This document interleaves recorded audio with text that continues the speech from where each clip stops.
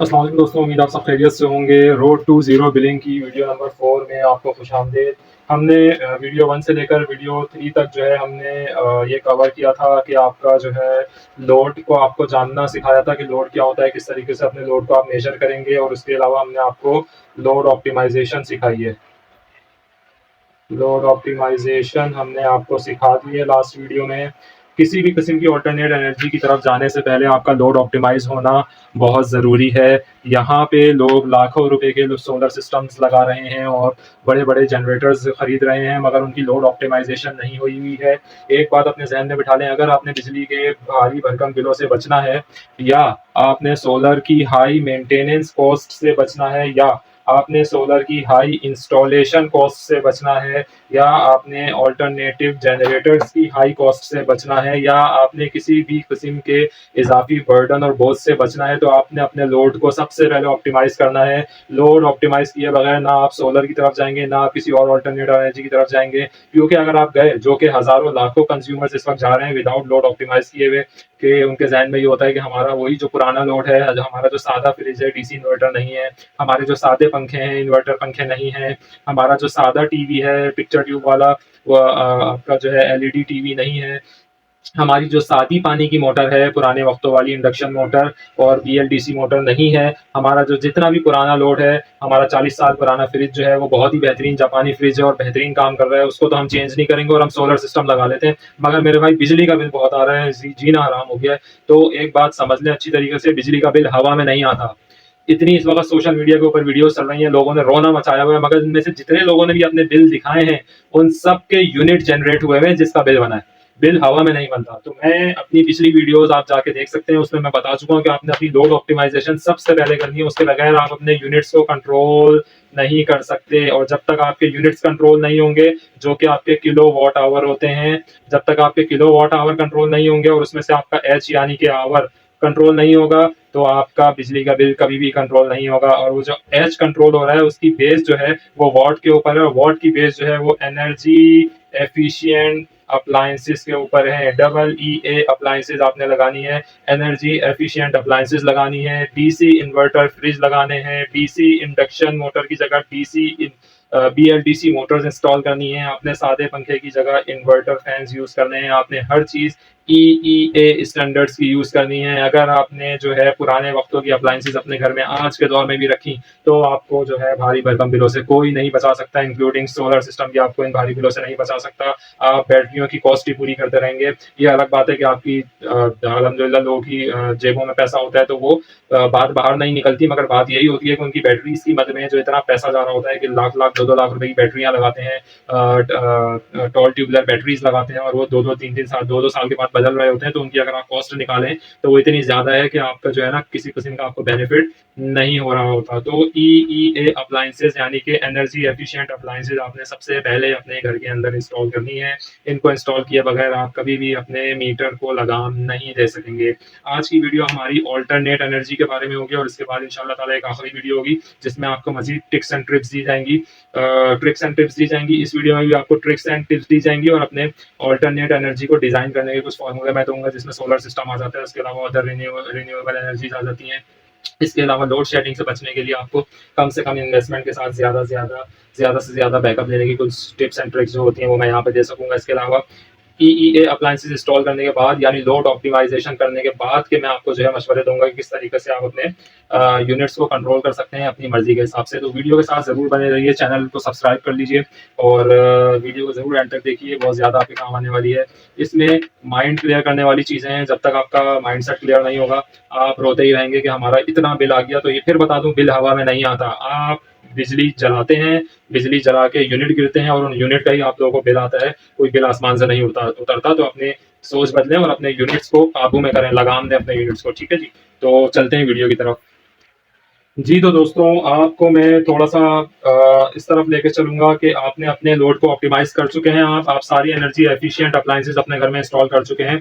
अब आपने जो है अपना टारगेट सेट करना है। अगर आप जो है डोमेस्टिक कंज़्यूमर हैं और आपका जो है बिल जो है वो 400 यूनिट सपोज़ हो जाता है महीने का, और आपका टारगेट है कि मैंने इसको 300 करना है, या आपका बिल जो है वो 300 यूनिट से ऊपर आता है और आपका टारगेट ये है कि आपने 200 यूनिट से कम करना है इसको, क्योंकि आपको एक बात बताता चलूं, जो कि बहुत से कंज्यूमर, अब तो बहुत से लोगों को पता चल गई है, एक 6-8 महीने पहले तक भी लोगों को ये बात नहीं पता थी कि अगर आपका 200 यूनिट का बिल है,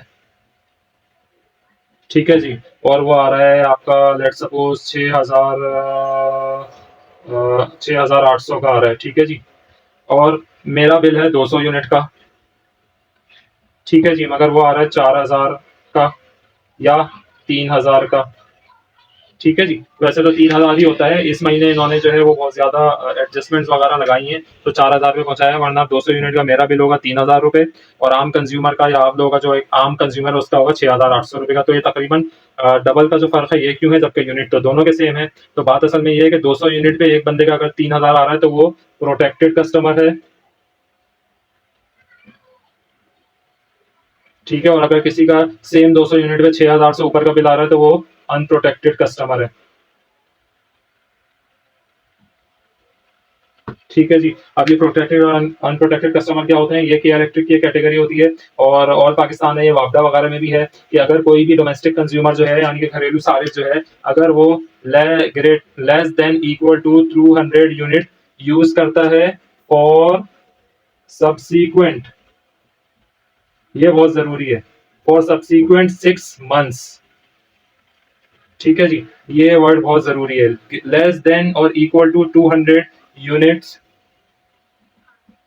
फॉर सब्सीक्वेंट 6 मंथ्स बिकम्स, यानी कि वो सारे बन जाता है प्रोटेक्टेड कस्टमर,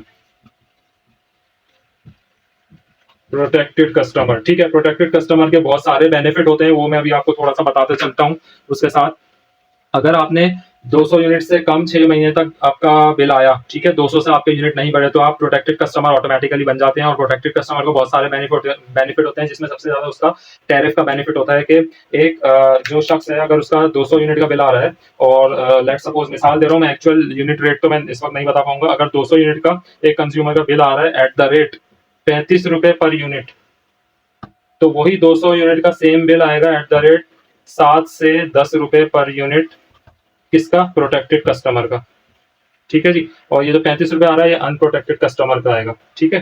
तो सबसे बड़ा बेनिफिट तो ये हो जाता है। लेकिन इसमें एक शर्त ये होती है कि अगर आपने अभी जैसे बोला कि 6 महीने तक आपने 200 से कम यूनिट जलाने, तब आपकी कैटेगरी चेंज होगी, आप प्रोटेक्टेड में आएंगे। तो उसके बाद ऐसा है कि 6 महीने तक आपने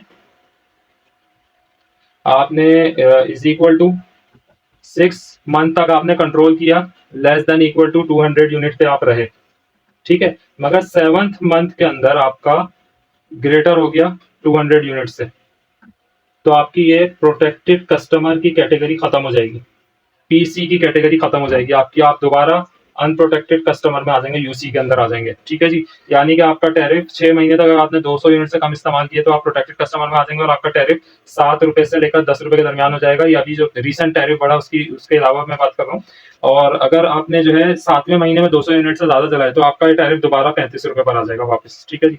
अब जब दोबारा वापस आ गया, कोई बात नहीं, आप कहेंगे चलो 8वें महीने में मैं 200 यूनिट कर दूंगा, तो अगर आप 8वें महीने में भी 200 यूनिट के कम करेंगे तो भी आप पीसी नहीं बनेंगे, आपको अगेन सब्सीक्वेंट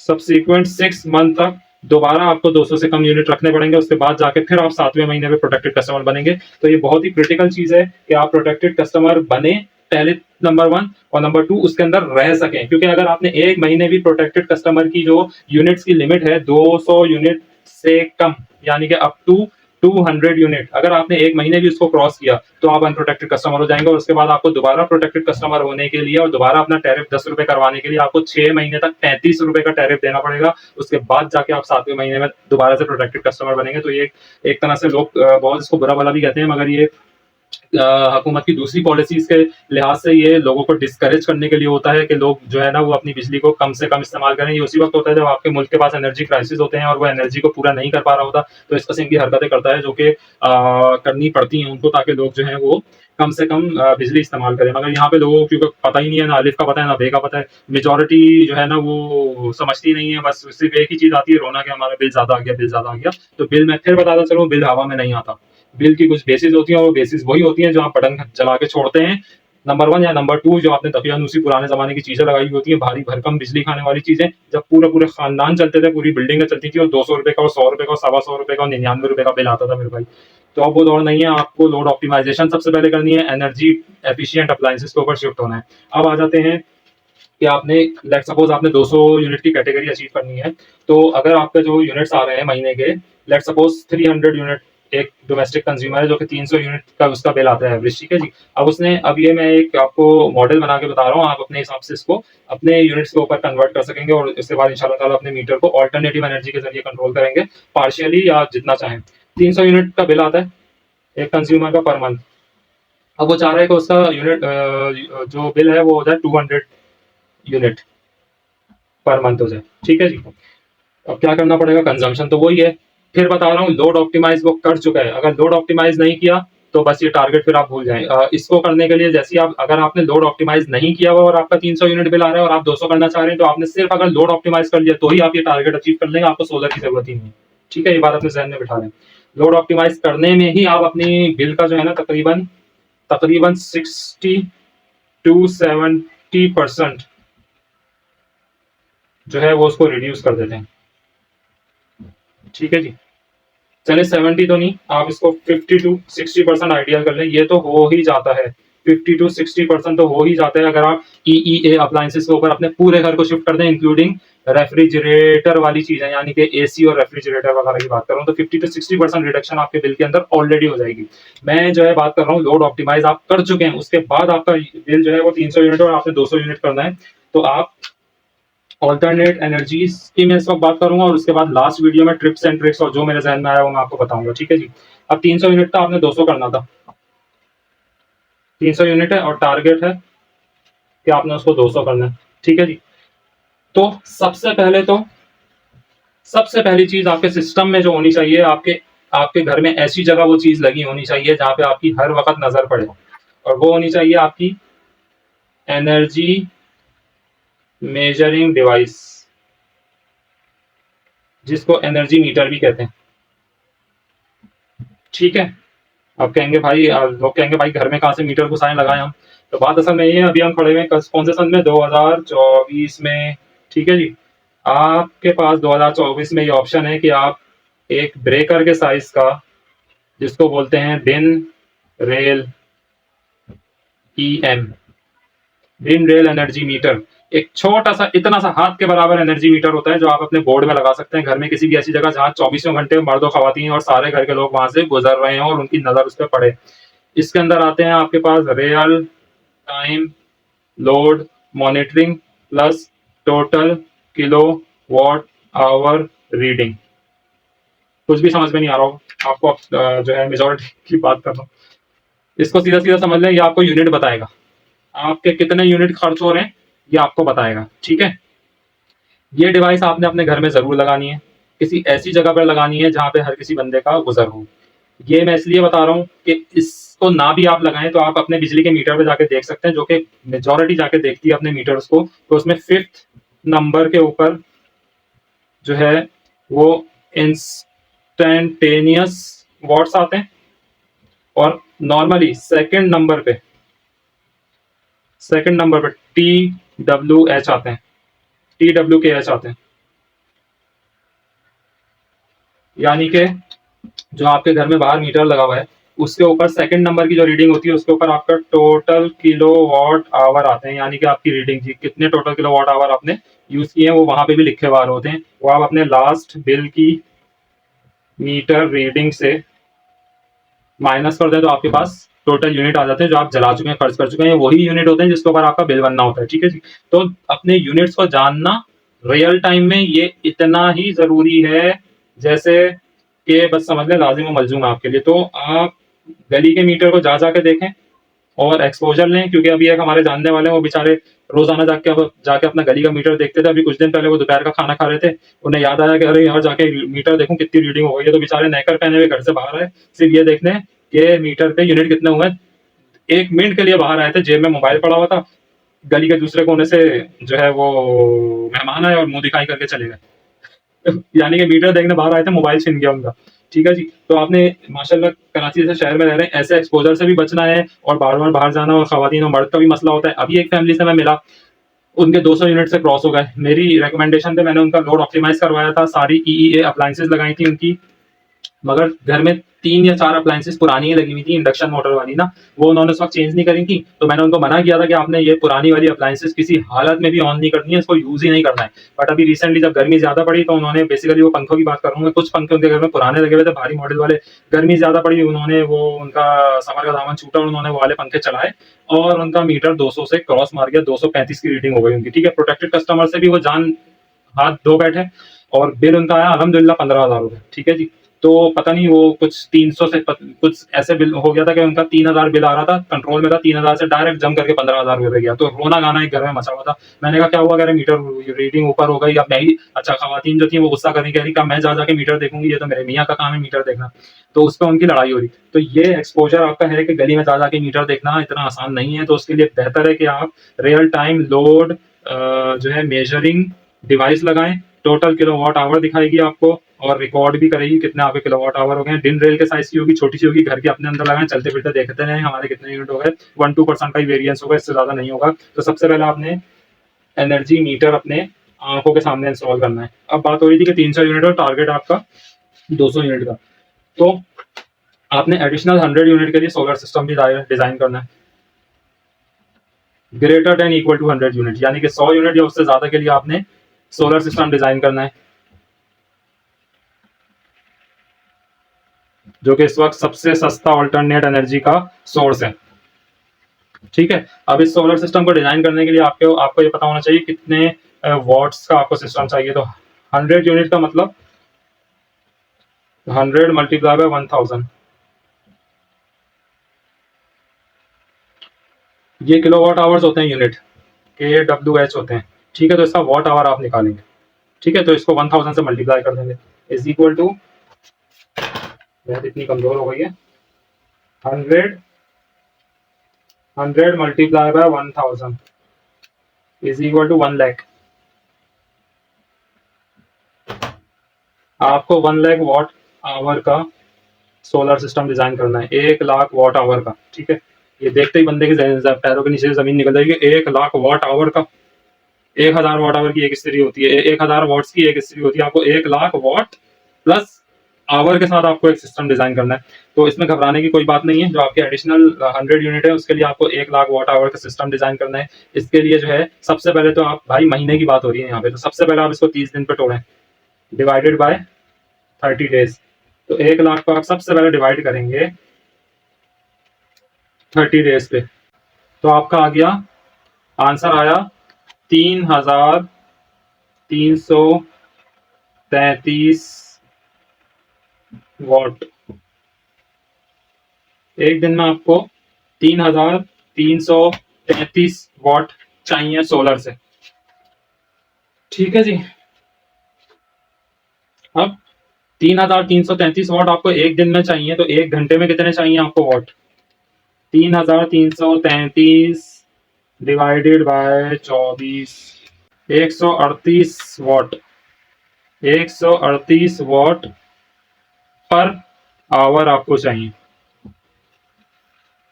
कुछ भी नहीं है। ठीक है जी, 138 वॉट आपको पर आवर चाहिए, कुछ भी नहीं है। ठीक है, अच्छा जी, अब सवाल यहाँ पे ये पैदा होगा कि 138 वॉट पर आवर आपको चाहिए सोलर से, मगर सवाल तो ये पैदा होता है कि सोलर तो 24 घंटे होता ही नहीं है। हमने तो 3,333 वॉट पर डे आया था, उसको हमने 24 घंटे से डिवाइड कर दिया था, तो 138 वॉट पर आवर आ गया था। बट सवाल ये कि 24 घंटे तो सोलर होता नहीं है, सूरज होता ही नहीं है। सूरज होता कितने घंटे? 8 घंटे। यहाँ लिखता हूँ, सूरज तो 8 घंटे होता है। तो ये 3,333 को हम डिवाइड करेंगे 8 घंटे से, कि हमें 1 घंटे में, सोलर आवर के अंदर 1 घंटे में कितने वॉट चाहिए। तो 3,333 divided by 8, 416 what per hour. ठीक है जी, अब मैं इसकी थोड़ी सी आपको कैलकुलेशन रिवर्स मार के भी दिखा देता हूँ।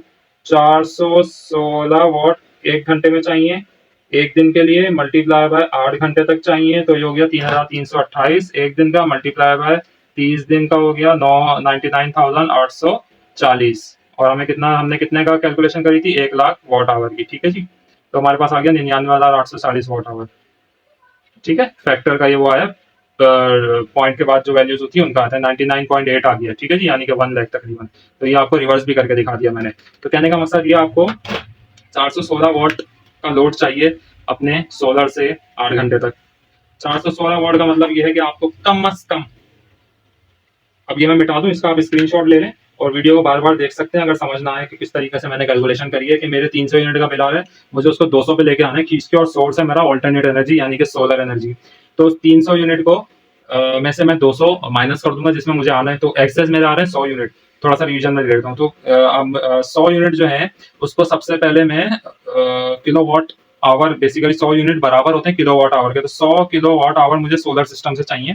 तो मैंने सिंपल ये किया है कि पहले मैंने वॉट आवर निकाले इन 100 के, 100 मल्टीप्लाई 1000 तो मेरे पास 1 लाख वॉट आवर आ गए जो कि मुझे सोलर से ड्रैग करने हैं। बट 1 लाख वॉट आवर पूरे महीने के हैं, तो उसको मैं डिवाइड कर दूंगा 30 दिन से, तो मेरे पास एक दिन के वॉट जो है वो वॉट आवर मेरे पास एक दिन के आ जाएंगे। ठीक है जी, एक दिन के वॉट आवर मेरे पास आ जाएंगे। उसको जब मैं डिवाइड करूंगा कि 24 मेरे पास कितने घंटे होते हैं, ताकि मेरे पास वॉट्स आ जाएंगे कि वॉट्स जो है एक घंटे में मुझे कितने वॉट्स चाहिए होंगे। तो 3333 वॉट आवर को जब मैं 24 घंटे से तोड़ूंगा तो 138 बनेगा, जो कि 24 घंटे पे ये टूटेगा नहीं क्योंकि सोलर तो 24 घंटे होता ही नहीं है। तो सोलर एनर्जी जितने घंटों में मिलेगी इसको मैं उतने में तोड़ूंगा। तो उसको मैंने जब 8 घंटे में तोड़ा है 8 आवर के ऊपर, तो 416 वॉट पर आवर आ रहा है। ठीक है जी, एक घंटे में मुझे 416 वॉट चाहिए और 8 घंटे तक का मेरे पास टाइम होगा। तो इस कमी को पूरा करने के लिए 8 घंटे के लिए 416 वॉट मुझे चाहिए। अब मैं सोलर पैनल की साइजिंग की तरफ सीधे सीधा आना चाह रहा हूँ कि 416 वॉट मेरी रिक्वायरमेंट है। अब मैं इसको मिटा रहा हूँ, ये आप दोबारा भी देख सकते हैं। ठीक है जी, मैं यहाँ पे लिख देता हूँ कि 416 वॉट्स फॉर 8 आवर्स। 416 वॉट अगर 8 घंटे तक मुझे मिलेंगे एक दिन में, तो मेरा ये 300 यूनिट का बिल 200 यूनिट का आ जाएगा। ठीक है जी, 416 वॉट का मतलब यह है कि आप कम से कम एक 585 वॉट्स का सोलर पैनल अगर लगाते हैं की बात कर रहा हूं अभी मैं, अगर आप एक 585 वॉट का सोलर पैनल अपने घर में लगाते हैं तो वो 70% एफिशिएंसी देगा। 585 मल्टीप्लाई बाय 70%, 70 डिवाइडेड बाय 100,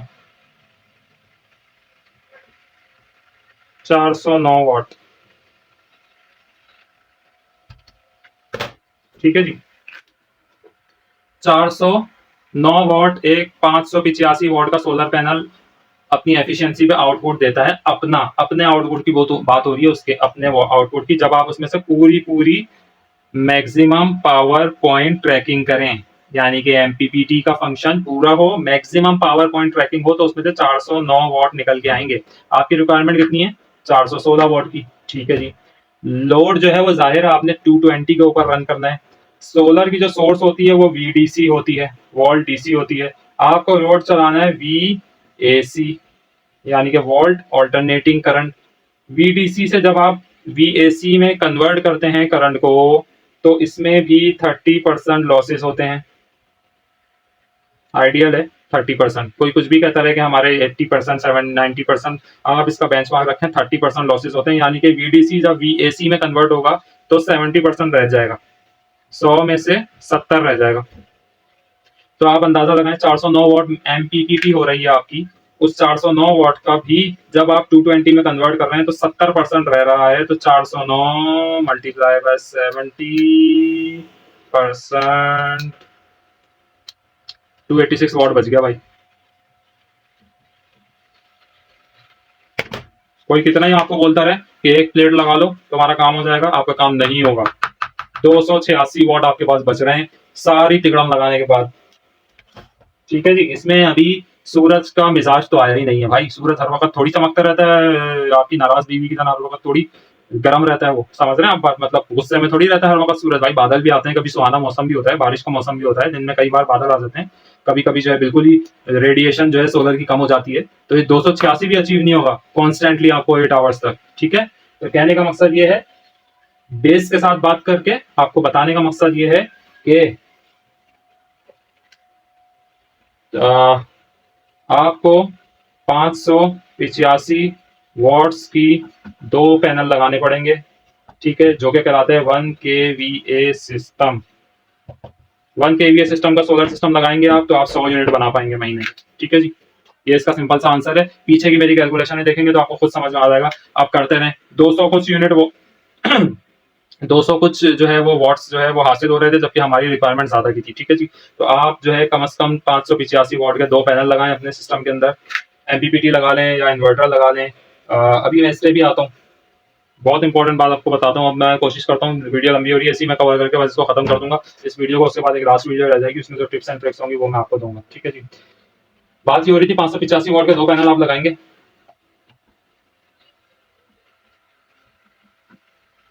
दो के बना 1 kVA का सिस्टम, ठीक है। डॉक्टर की राइटिंग हो रही है, इसको क्लियर कर लें, ठीक है। 1 kVA का सिस्टम अगर आप करेंगे तो एक बात याद रखें, पल्लू से बांध लें अपने, वापडा शेयरिंग अगर आपने कराई तो आप कभी भी ये टारगेट अचीव नहीं कर पाएंगे। अब सब मिटा रहा हूँ मैं, जो मिटा चुका हूँ उसमें से देख लेगा, याद आ जाएगा। एक ट्रिक आपको यहाँ पे दे रहा हूँ, वापडा, यानी कि इसको छोड़ दें नाम को, डिस्ट्रीब्यूशन कंपनीज का नाम को छोड़ देंगे, वापडा, KESC, लेस्को, फला फला फला, आप ये लिख लें, ग्रिड शेयरिंग अगर आपने कराई अपने इन्वर्टर को, ठीक है जी, तो आप कभी भी अपनी जो मकसद है उसमें कामयाब नहीं होंगे। ग्रिड शेयरिंग कराएंगे, आपका बिजली का बिल कभी भी कम नहीं होगा। ग्रिड शेयरिंग के अंदर मैं दूसरी वीडियोस डालूंगा। ग्रिड शेयरिंग वाला इन्वर्टर जो है आपके यूनिट कभी भी नहीं बचाएगा, आपकी बिजली में बचत कभी भी नहीं करेगा। बात हो रही है 1 kVA सिस्टम की। 1 kVA के सिस्टम के अंदर ग्रिड शेयरिंग अगर आपने कराई तो आपका बिजली का बिल कभी भी कम नहीं होगा, इस बात को भूल जाएं। इस सिलसिले में तो बहुत सारे सीनियर यूट्यूबर्स ने बहुत सारी वीडियोस डाली है कि 1 kVA का सिस्टम कामयाब नहीं है, ग्रिड शेयरिंग अगर आप करा रहे हैं, और लगाना भी लोग जो है ना सो प्रेफर नहीं करते। तो आपने ग्रिड शेयरिंग नहीं करानी, ठीक है जी। विदाउट ग्रिड शेयरिंग आपने 1 kVA का सिस्टम लगाना है, तो इंशाल्लाह ताला आप अपने 300 यूनिट को 200 यूनिट पे लेके आ जाएंगे। फॉर्मूला मैंने बताया है किस तरीके से आप अपनी सोलर की रिक्वायरमेंट निकालते हैं कि मुझे कितना बड़ा सोलर लगाना है। ये मैंने 100 यूनिट के ऊपर कैलकुलेट किया है, इसको आप जितने चाहें यूनिट पे कैलकुलेट कर लें। इस वीडियो में ज़्यादातर, नेक्स्ट वीडियो में जो है ना मैं सोलर के अलावा कुछ चीज़ें आपको बताऊंगा, जैसे सिस्टम ऑटोमेशन और होम ऑटोमेशन के बारे में कुछ चीज़ें बता दूंगा, जिससे ऑटोमेटिकली आपका लोड थोड़ा सा मैनेज हो जाएगा। अभी तक के लिए जो जहन में था, वीडियो काफ़ी लंबी हो गई है, इसको आप बिल्कुल देख सकते हैं किस तरीके से आप अपने बिल को लगाम दे सकते हैं और प्रोटेक्टेड कैटेगरी में थ्रू सोलर सिस्टम के सपोर्ट के आ सकते हैं। अच्छा जी, ये आपका जो है ना सिर्फ यूनिट कम करने की बात हो रही है, इसके अंदर आपने अगर लोड शेडिंग का फैक्टर लेकर आना है तो आपने अपनी बैटरी को चार्ज कराना है। 1 kVA का सिस्टम जो मैंने आपको बताया, 1 kVA का सिस्टम उस पर्पस को भी पूरा कर देगा कि आपके पास बैकअप में 1 अरब बैटरी हो और वो आपको यूपीएस के तौर पर 3, 4, 5 घंटे का 220 वोल्ट यानी कि ऑल्टरनेटिंग करंट के ऊपर जो है वो बैकअप दे दे। अगर आप डीसी का डायरेक्ट बैकअप लेंगे तो वो दुनिया जानती है कि एसी के बैकअप से बहुत ज्यादा होता है। अगर आप जो है 3 घंटे का 220 वोल्ट का बैकअप ले रहे हैं और अगर आप डीसी का बैकअप ले रहे हैं तो वो उससे डबल होगा, 5 से 6 घंटे का होगा। तो ये आपके ऊपर है, बट 1 kVA का सिस्टम आपका उसको भी कवर कर लेगा आपकी बैटरी को चार्ज कराने के लिए। बैटरी चार्ज कराने के लिए एक मैं बहुत मोटी सी बात बता दूं कि अगर 200 AH की बैटरी है तो उसका 10% करंट आपको चाहिए, यानी कि 20 AA, ठीक है। 200 एम्पियर की बैटरी है तो 20 एम्पियर का आपको करंट चाहिए, 10% उसका, ठीक है। मल्टीप्लाई बाय 10 घंटे तक वो चार्ज होगा तो 200 ए की बैटरी चार्ज हो जाएगी, क्योंकि 20 multiply by 10 is equal to 200, ठीक है जी। आप अंदाजा कर लें कि 200 एम्पियर का आपको करंट चाहिए, 20 एम्पियर का 10 घंटे तक चाहिए, तो आपको 200 एम्पियर हो जाएंगे। 200 एम्पियर 200 ए, उसको आप मल्टीप्लाई कर दें वोल्ट से तो आपके पास वॉट्स आ जाएंगे, ठीक है जी। तो एडिशनल वॉट्स कितने चाहिए आपको अपने जो यूनिट गिराने के अलावा बैटरी को चार्ज करने के लिए? अगर 200 एम्पियर की बैटरी है, अगर उससे कम की बैटरी है तो जाहिर आपके आप जो भी एम्पियर आपको रिक्वायर्ड है टोटल उसको मल्टीप्लाई कर दें वॉट से, तो आपका एडिशनल वॉट्स आ जाएंगे, वो अपने सिस्टम में प्लस कर लें। तो आपका जो सिस्टम की कैलकुलेशन मैंने पहले बताई उसके अंदर वो वॉट्स प्लस कर लें, जिससे आपको बैटरी को चार्ज कराना है लोड शेडिंग में बैकअप लेने के लिए। तो आपकी वो साइजिंग भी सोलर सिस्टम की साइजिंग के अंदर वो वॉट्स भी शामिल हो जाएंगे जिसमें आपने बैटरी को चार्ज कराना है। वीडियो को थोड़ा सा बार बार देख लें, कोई और चीज समझ में नहीं आई है तो आप बिल्कुल पूछ सकते हैं। अभी तक के लिए इतना ही, थैंक यू। चैनल को जरूर सब्सक्राइब कर लीजिएगा।